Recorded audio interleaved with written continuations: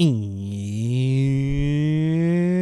welcome to the Geeks, Flicks, and Joysticks podcast YouTube channel. This show called What You Doing? We talk about what we watch and play during the week. I am your host, Enterprises. With me today, special ghost guest. Hey, what's up? You gotta be a little louder. What? Fucking Bubbles in the house. Ghost Bubbles. A fabulous. Hey guys, it's me. I can't smack him. I can't abuse him in person. It's not fun. I'm having fun. Are you? The funnest. Where are you I can rustling? say whatever I want. No repercussions. Oh, there's gonna be repercussions. Freely. Oh yeah, I put such a muzzle on you. Yes. Lies. Silence me. Oh, I see. I repress you. You said some of the most heinous shit on the channel, so I don't want to hear it. True. Facts. Facts. All right, Bubbles. We're going.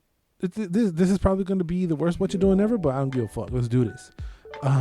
This is this is a handful of stuff that we watched together. Your boy been sticking to documentaries, man. I'm a grown ass man. I want to watch those murder documentaries. But before that, speaking of murder, Bubbles, you started a show that came out sometime last year, I think, called Teenage Bounty Hunters. It's about these two Christian schoolgirl twins that basically fall into the career of bounty hunting.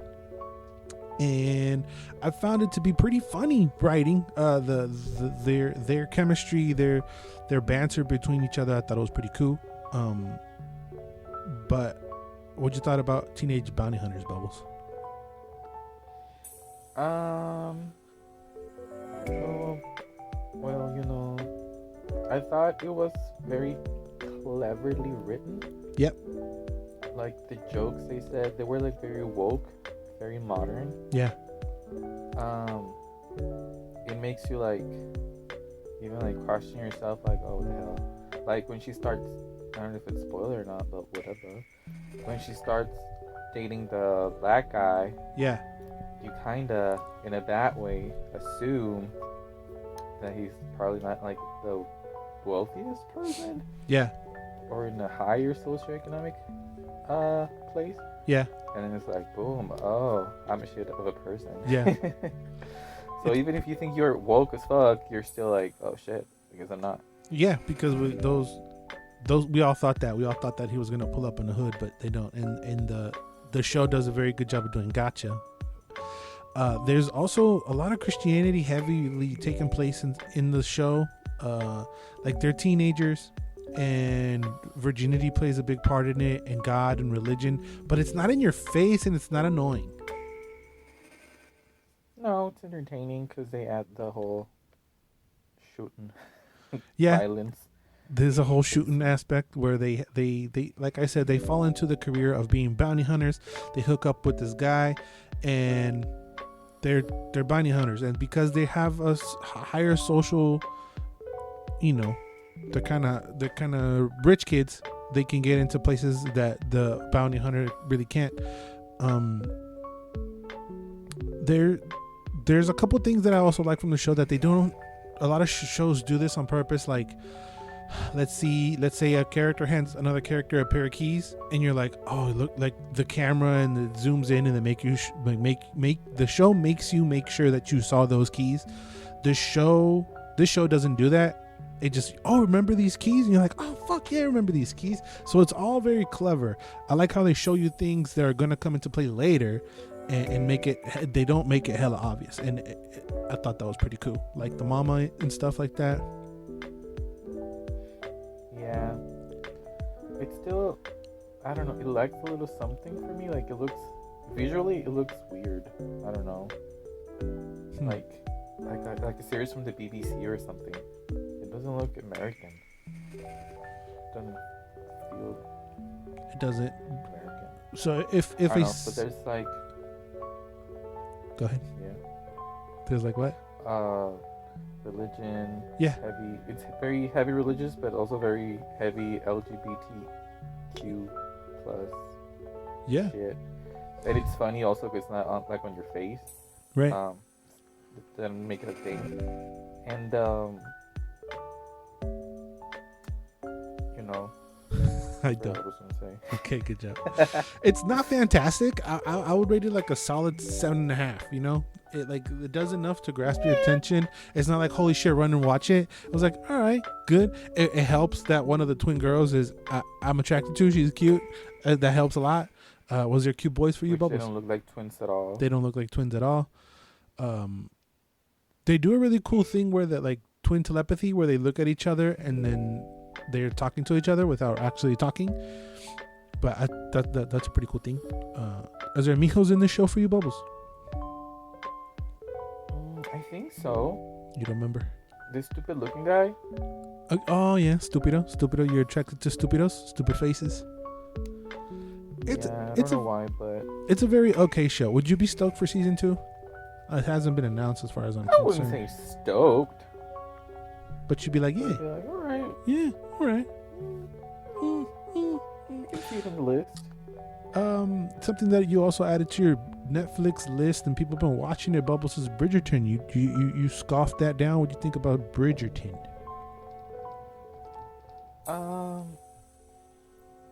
It was good. It was Was it? good. It was good.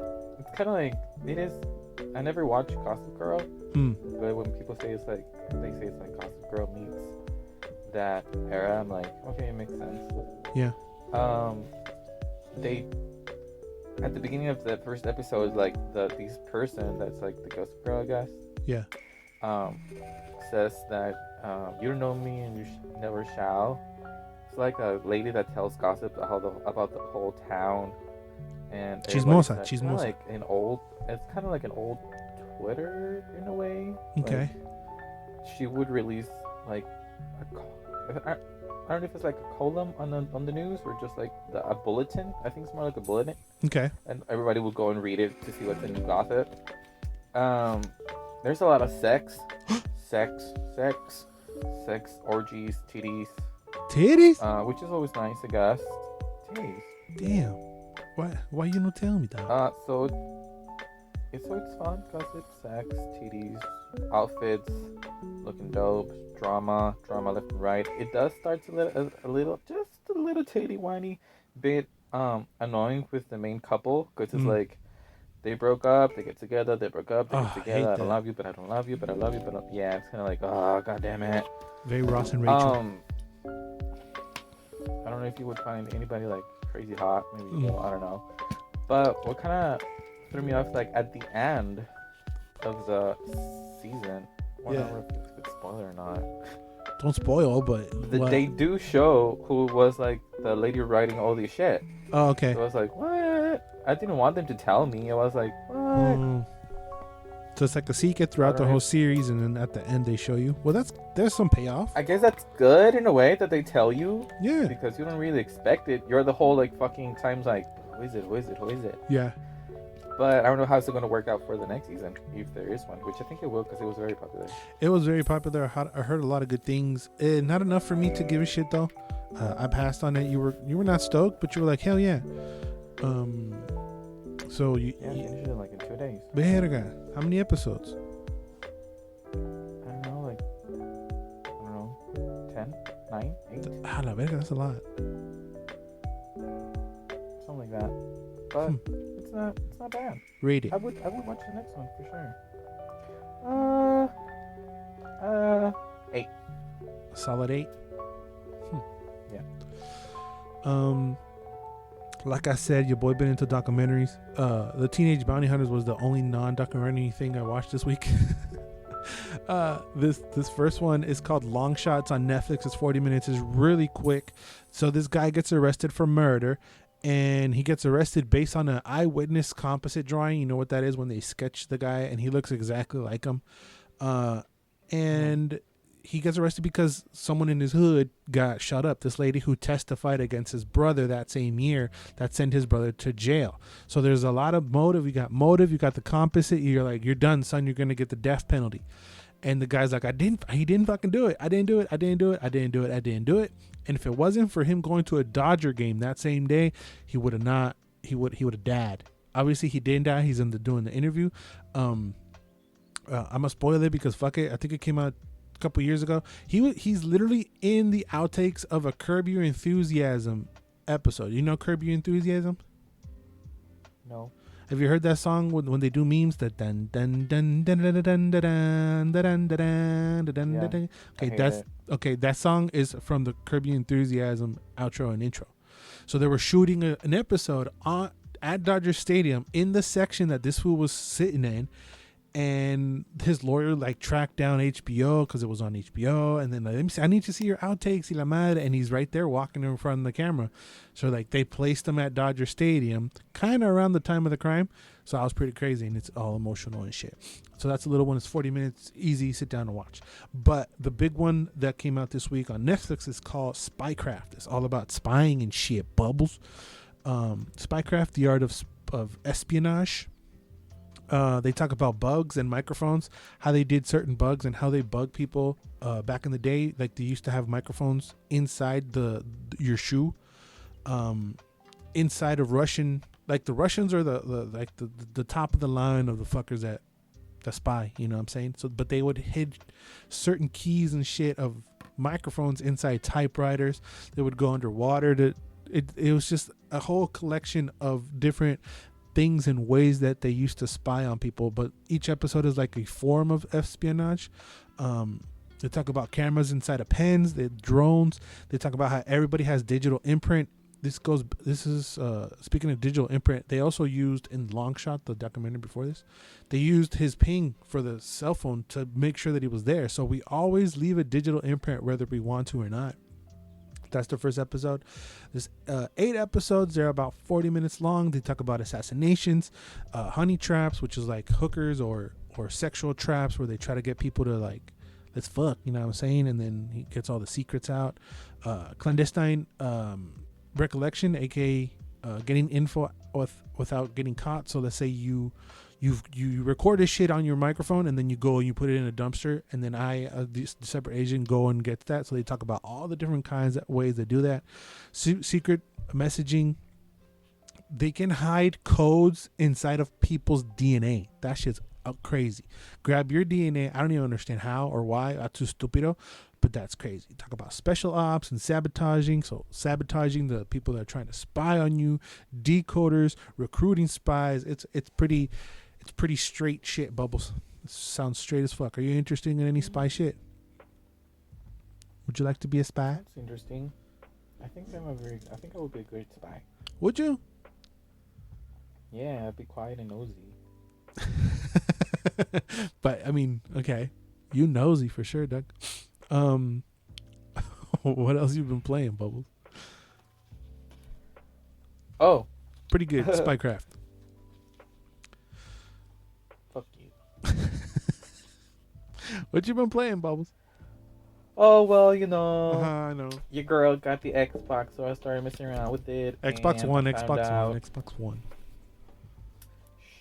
No. Why you gotta be Because like I'm that? because why not?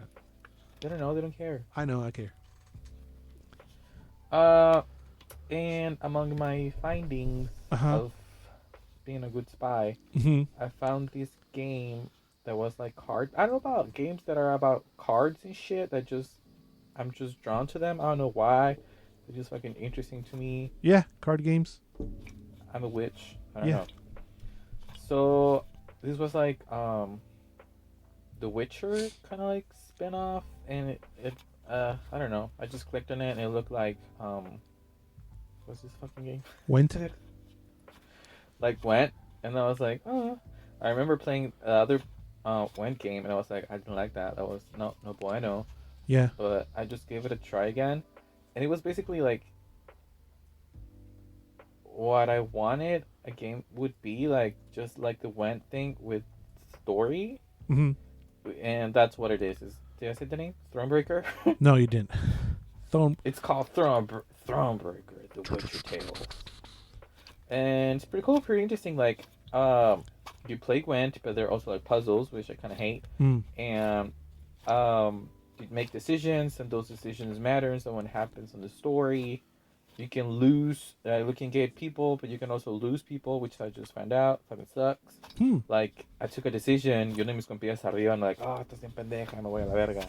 And I'm like, no, because you're the queen of Pusilandia, Okay. and you got out to like fight or something out of your kingdom, and then you like the first mission, the first like world, it's like going back to your kingdom. You go back to the kingdom, que porque tu hijo está haciendo un cagadero, y pues ya vas a cagar el palo, and your kid stabs you in the back, like oh, like he banishes you from the kingdom. What are you doing? It sounds so fucking gross. I can't. Oh. What is that? Oh. It's a bottle.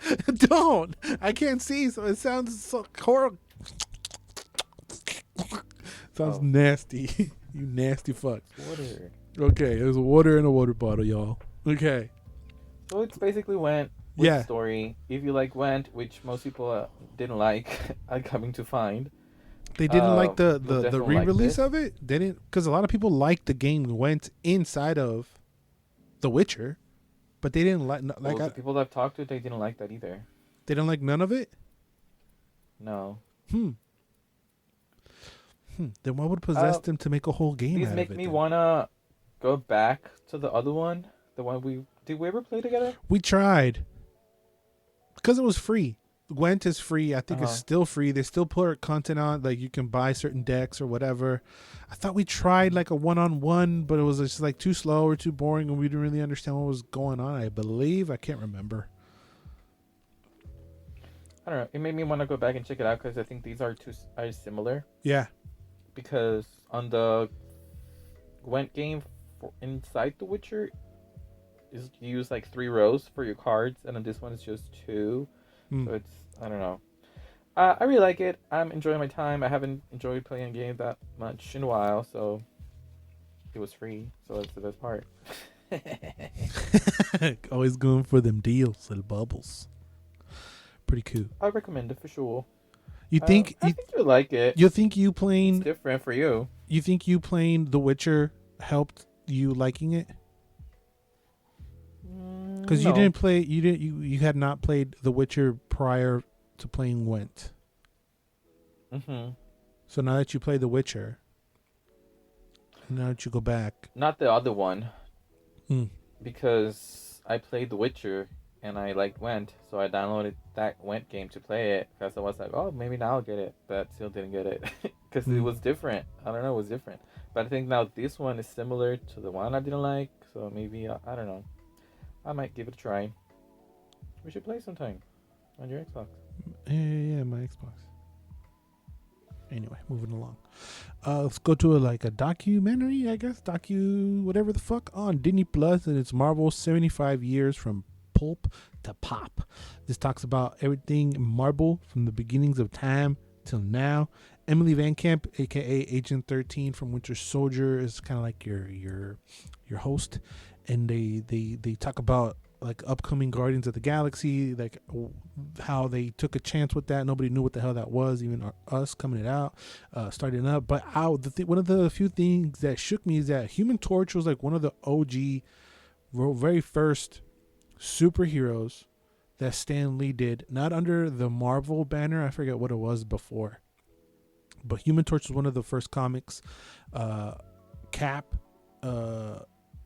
Captain America was the first one underneath the Marvel banner, and it came out during his origins of 1941 during the war. We all know that. So they used Captain America to like express how the people would feel, like, oh, fuck Hitler. So he would like fight Hitler and shit. It was kind of bananas. And with all the popularity of comic books, of course, comes haters, and they're blaming comic books for violent attacks against the industry. And then after the industry was dying because of the war y la madre, Stan Lieber, aka Stan Lee, he changed his name in 1961, and then he started up all over again with the Fantastic Quattro Bubbles. You also watched this? I don't recall that. Maybe I did, but I don't remember. You remember it? It's on Disney Plus, right? Yeah, it's on Disney Plus. So, like, after Captain America, he started with the Fantastic Four, and then after Fantastic Four, he did the Hulk, then Spider-Man, then Thor, then Ant-Man, then Iron Man, Doctor Strange, Nick Fury, Avengers, X-Men, all these in the same month. Obviously, he teamed up with Jack Kirby, the legendary illustrator. Steve Ditko did Spider-Man and Doctor Strange. The documentary has, Stan Lee talking about all that. We got Jack Kirby's son, and we got a few celebrities talking about the importance of Marvel. We also have Todd McFarlane, aka the creator of Spawn, and amongst other things, he was an illustrator for Marvel for a bunch of years. Kevin Lee's in there. Seth Green is in there. Patton Oswalt, Jimmy Kimmel, and they just talk about how they have always been the forefront of representation, women's rights, LGBT, even up to now. They talked about like OG comic book conventions. They talk about the evolution of cartoons, and the first Marvel movie. What do you think it was, Bubbles? Under the Marvel banner. This should be easy for you to get.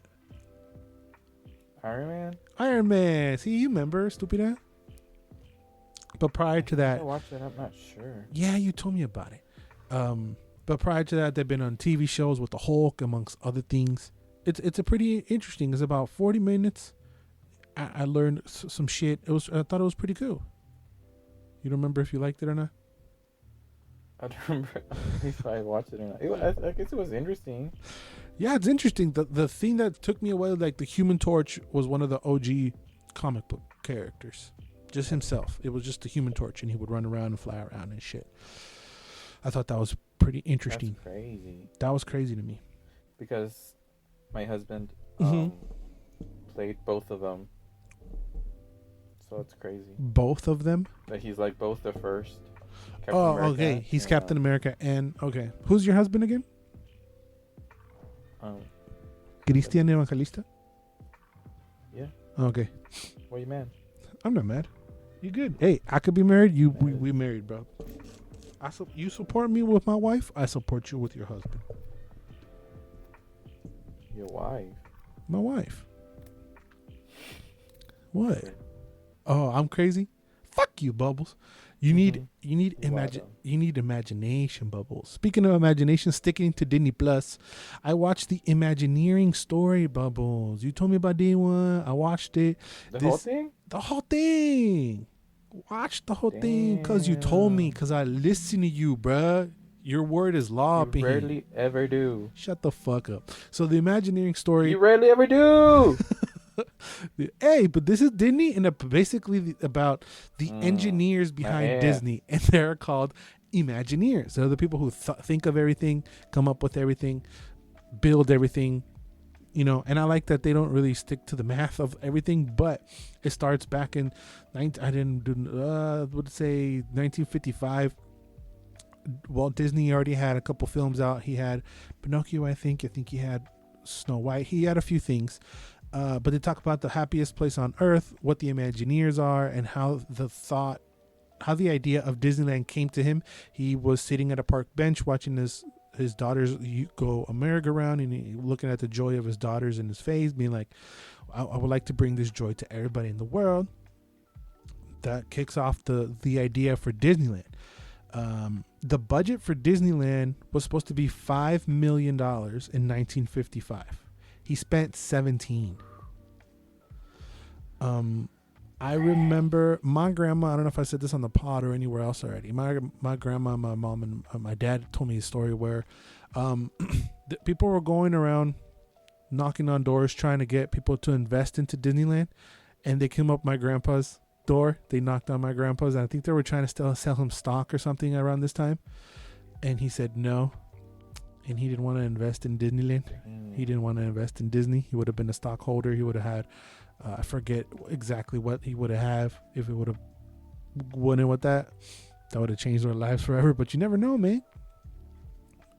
Investor for Disney? Fuck. But this whole show takes you through the ups and the downs of the whole thing. The opening of Disneyland was a mess.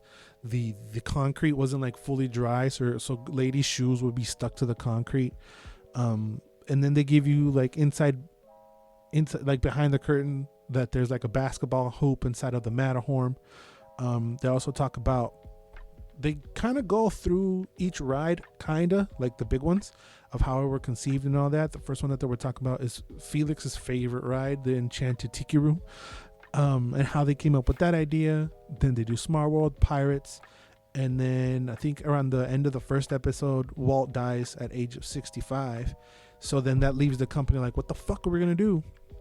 So they try to do everything through Walt's eyes and try to do things that he wanted to do. So they do the Haunted Mansion. The delivery of the show I felt like is a little dry. It's narrated by Angela Bassett. It's not on her. It's just the music. It just feels, everything feels a little dry to me. Like it's not pumpy and happy. It has an A&E. Yeah. Documentary. It's like very serious, and they're talking about fucking Disneyland. I'm like, okay, I need a little bit of energy, you know. But they talk to an interview Imagineers from back in the day. Episode 3 is like the huge spike in growth because Michael Eisner and Frank Wells come into the fray. Then we start to see Star Tours, the MGM Studios, Splash Mountain, which I thought was an OG ride, but apparently not. That got put in the 80s. They talk about the struggles of bringing Disneyland to Paris. Tower of Terror was designed in AutoCAD. That's a shout out for Felix because he's a architect. He knows what the fuck that is. Indiana Jones, they just start going all the rides, and then how they brought it Disneyland to Tokyo, and then the one in Florida, and the thing, and then what they're doing now, and then it's all the way up to the Guardians ride, which used to be Tower of Terror, but they talked about all that. It's very interesting if you give a shit about the rides. It's strictly about the rides. They don't touch upon nothing in the movie side, but they talk about how this guy took over and this guy other took over and what they thought and all that, and they interview these people while that was going on. I found it pretty interesting. It's 8 episodes. They're at 40 to 50 minutes long. I thought it was really good. The Imagineering story. You like it, Bubbles? Yeah, I liked it. It made me want to go visit Crazy it. Like, the evolution it had. Yeah. And then it's like the rides on the Japan, was it? Yeah. Tokyo? Yeah. Those are fucking wild. Well, yeah. Do you saw the Pirates one, the new one? Yeah, that one looks sick. Isn't it that 100,000 times better than the shitty ass we got? You're talking about the one in China, and because the cultures are so different, you can't do some of the same things because death and stuff like that is received different. So I think there isn't a Haunted Mansion in China. So you have a Chinese mentality in the sense that this is boring. I don't give a shit, right? When you go through the R Pirates. So I thought about you immediately because I'm like, holy shit, I'm a pirate. Like that's how I'm thinking. I'm like, oh, I'm seeing the pirates. But they even talking about in the documentary how some Imagineers went with Chinese people in the ride, and they're just like, it's just kind of boring. Nothing's really happening. That's what you take from it. So the one they did in China is heavily based on the movie, with trying to bring stuff from the original ride, but it's like it looks crazy with projections and all this other shit. Obviously technology from the 2010s compared to 1980 whatever. But it also is due to super crazy fans that don't want to touch the rides and go up on arms. I love this lady. I forget who she was. They were talking about implementing characters into Small World of like Alice in Wonderland. Well, she's from England. Let's put her in the England thing. Let's throw Pocahontas in there. Let's put Lilo and Stitch. And hardcore Small World people like, you're defamating our ride. What are you doing? This isn't Small World. And she's like, yo, like, me personally, I'm like, it's a ride. If you're going to do anything better, let them do their job first and then we can critique it. But they bitched and complained the whole way out of every little detail that was being changed. And even Walt says it in the beginning, I don't want this park just to stay like this. I want it to be an ever moving, always evolving thing. So yes, all these rides have history, but they didn't even want Jack Sparrow in our Pirates. But coming back to your question, yes, the Chinese Pirates in the Caribbean looks fucking crazy and look fucking dope. 100%. I'd be down for that. If they're like, we're tearing down to Pirates and we're doing that, I wouldn't be pissed. Maybe not pissed. It would hurt a little. It would hurt a little because we're holding on to our nostalgia. I grew up literally in that ride, there's an emotional attachment to that for me to an extent. Oh, you broke that one too? Fuck you, man. He says 2 because this last year or 2 years ago we went to Universal Studios and we broke down the Harry Potter ride. Hey, fuck you, Bubbles. No, not everybody can weigh 150 pounds, you fucking skinny bitch. Anyway, it made me want to go see these Disneylands, Disney Worlds. The Ratatouille one looks pretty sick too. Just the whole thing. They go through everything. Go through California Adventures. How when it opened up, it was caca. Nobody liked it. It was kind of like whatever. And now they're trying to evolve it and implement Pixar stuff into it. Talk about deals. They talk about everything. They talk about when they purchased Star Wars. They talk about the Star Wars Land Edge, whatever the fuck it's called. It's crazy. I liked it a lot. It's 8 minutes. It's 8 episodes around. The Cars one still minutes. look boring as fuck. Yeah, I don't think it's there anymore. I think they tore it out for something else, if I'm not mistaken. I think the one in Florida is still up. I could be making that up. I can't remember if the car one is still there. They might have tore it out to make the Avenger Land or whatever.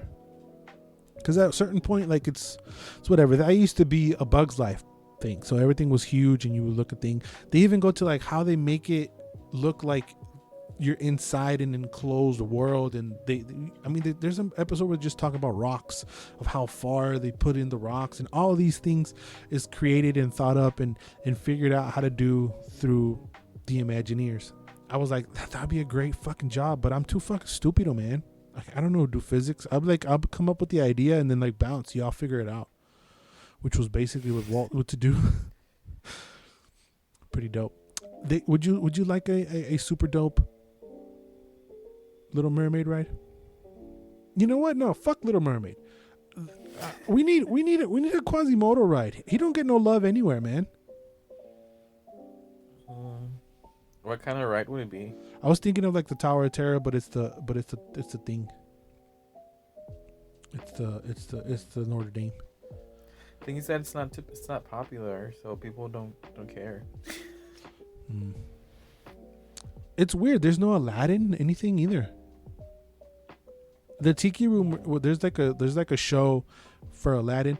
Hercules gets no love at all. Like a Pegasus ride would be cool of him flying around. The thing is, they're probably too old now to be like, oh, we're doing a new Hercules ride. I was like, bitch, it's 2021, son. Like, a little late with that, no? Pues con que ahora el pinche parque ya era. We're grown ass man waiting for Disneyland to open up. Yeah, little kid. That's why. My Little Mermaid t-shirt. You're stupid. You're gonna pay $40. $85. $40 for something half as good as you can get at Hot Topic. Anyway, let's close out the show with the big one. Also a documentary Bubbles and I watched. It's a big one. Literally. Nobody else probably gives a shit about, but this is probably what we're going to talk about the most. It's the boy band con, the Lou Pearlman story. So, for y'all who don't know, Lou Pearlman was the manager, creator, and in some instances, the 6 members of 2 of the most famous boy bands in the world, NSYNC and Backstreet Boys. Yes, he created them both, which was kind of crazy. Bubbles and I, we were boy bands fanatics. Bubbles for different reasons than I. In the 90s, late 90s, early 2000s, wasn't it like seen kind of to be like, oh, it's gay, right? Wasn't that the stigma to boy bands? Maybe that was for girls. I mean, I remember having this conversation with a family friend. He's like, it's gay. Like you're singing about loving girls. I'm like, expose a motherfucker. You don't know him. And I'm like, yeah. Canceled. I'm singing to the girl. He's not singing to me. I'm not going, oh, Justin, sing to me, bruh. I'm singing it to the girl. I am Justin. What do you mean? In your case, you're like, yeah, Jason, he's singing to me, bruh. Right? Plus, they were fucking beat. They're bops. They're fucking bops to this day. Like, I was high-key embarrassed, though, back in the day of like, oh, NSYNC y la verga. But we didn't came into the game till like... later, one of their later albums. Let me sit here and pretend like I don't know every band member of the name, you know what I'm saying, by name, you know what I'm saying. Pretty cool. Anyway, it's a Lance Bass production, so shout out to him. That was my grandma's favorite. It was hilarious to tell her that he a homo. She was like, yeah, I know.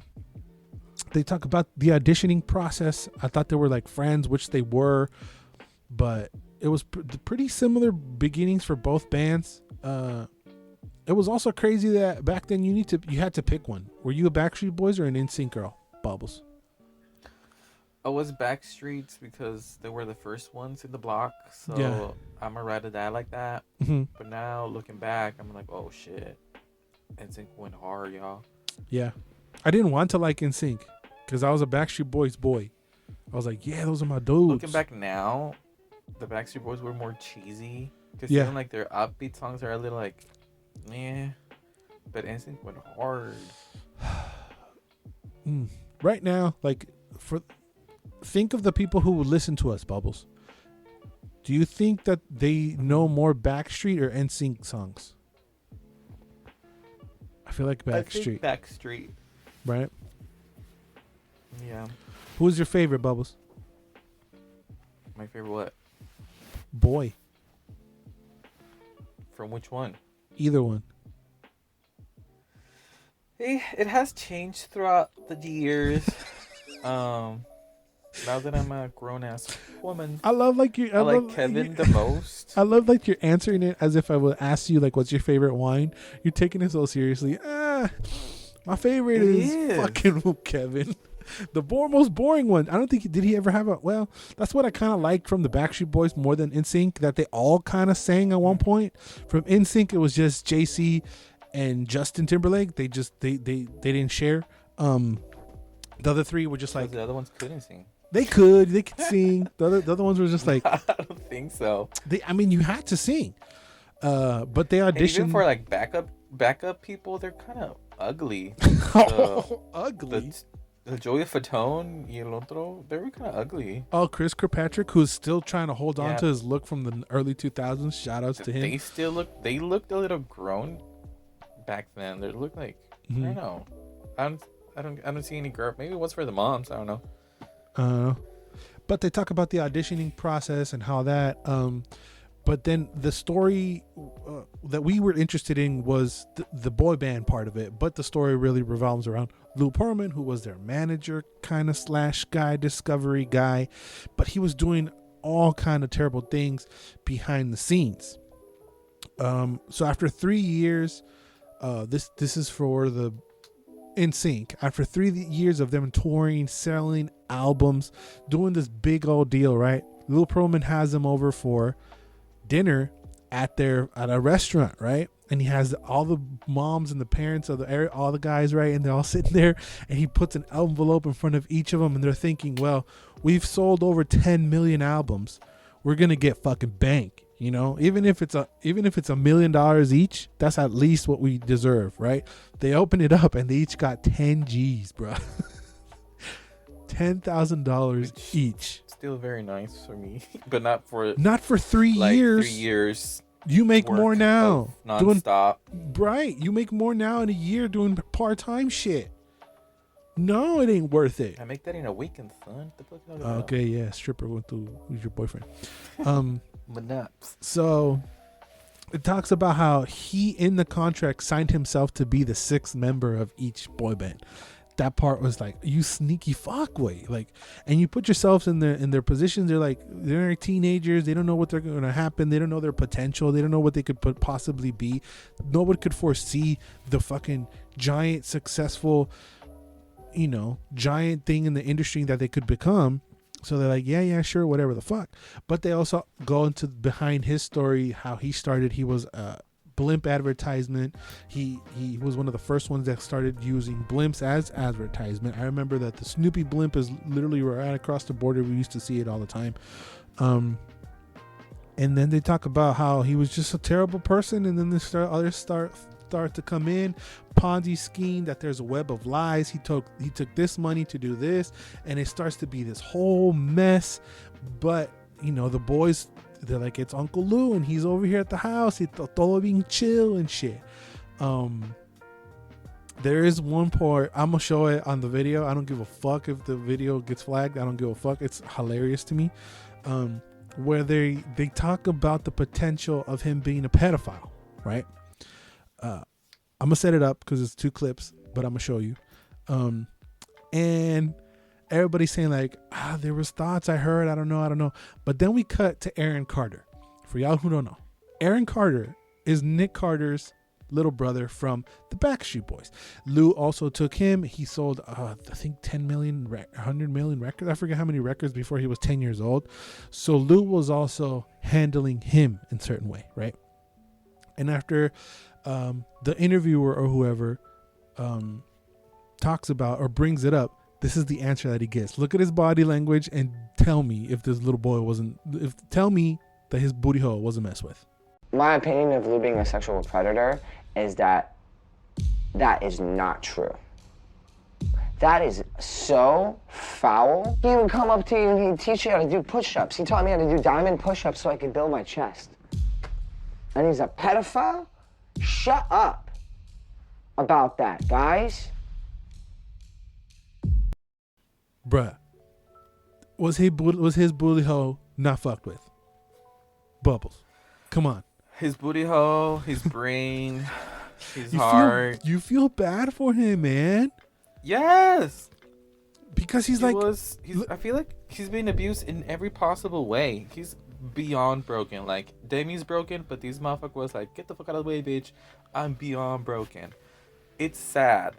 It's really, really sad. The way his body language, his face, the way he blinks, the way he looks down on the floor after answering the question, he's like, come on, guys. And then he's like, stop it with that. And then he's like looking down and then trying to like, gummy bear. Yeah, he's a gummy, like, bro, like he's in jail. He's dead. What you don't do nothing with, are you protecting yourself because you're not gay or whatever? But then this is years before he got a face tattoo and started coming out saying that he was gay, bisexual, and that he's all kind of a mess. People are here for it. This second clip is about the possibility of there being cameras inside a tanning bed, and the way he talks about it is fucking hilarious. Oh, right. Where's that footage? Why didn't she sue him? Exactly. Because it's all lies. I went in that tanning bed all the time. My mom did too.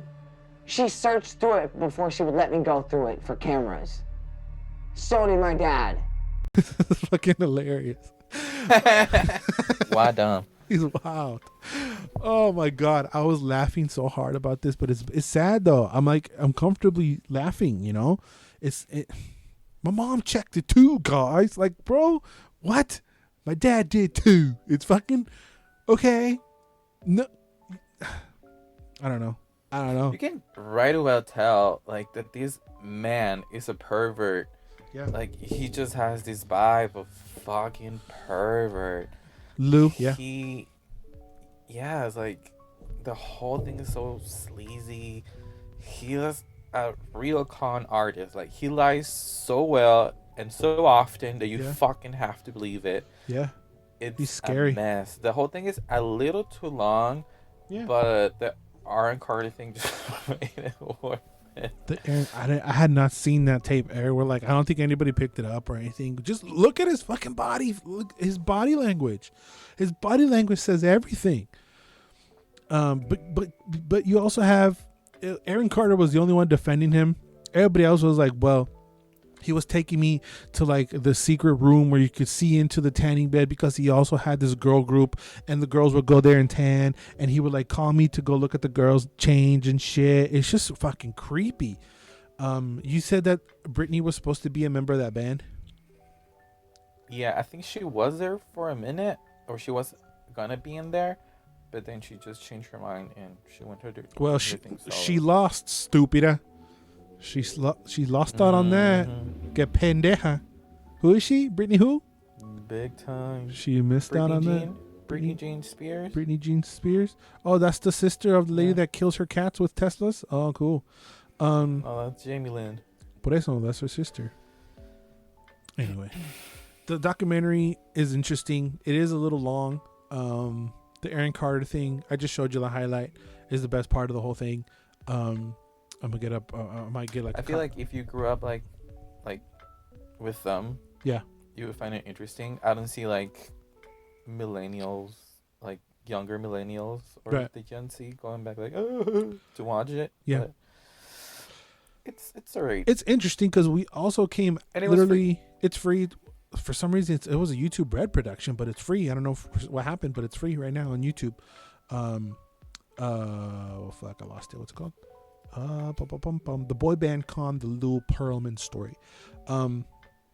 We came in after, like I said, we like my favorite, like the very first album that we got was No Strings Attached, and that was literally commenting on the fact that there was no strings on them, that him being Lou Pearlman over them. So we didn't know much. I remember seeing him. I remember the show that he did, the making of the band or whatever the fuck, and then they had a few hits. It's just a very nostalgic, very late 90s. But yeah, it makes sense. If you don't give a shit about it, you're not gonna give a shit about it. But we kind of did. We were in that. We were consumers of that at the time, and I thought it was pretty cool. And the Aaron Carter part just made me laugh so hard. Hopefully what he's saying is true, but just his reaction, his body language, that made me laugh. So sad. Poor human. I know, huh? He's fucked up. Because not even his brother wants him. Like, yeah. No, he's got a restraining order. He's got a restraining order on him. Yeah. All right, heavy shit. All right, Bubbles. Thank you for filling in for Mr. Felix. Hopefully we have him next week. Hopefully we have all three of us for this week's podcast. You can find us at Geekflix and Joysticks on Instagram. You can find Bubbles at Alex_Mac211. You can follow Felix at Jafel91. I'm at Edward Prazes, Paurazas, on the Instagrams, Facebook, and all that. Please drop a like, comment, subscribe, all that good shit. Y'all already know what to do. Let's get the fuck out of here. Bubbles always and forever. You do you. Bye. Bye. Steve, I can't fucking yell at you.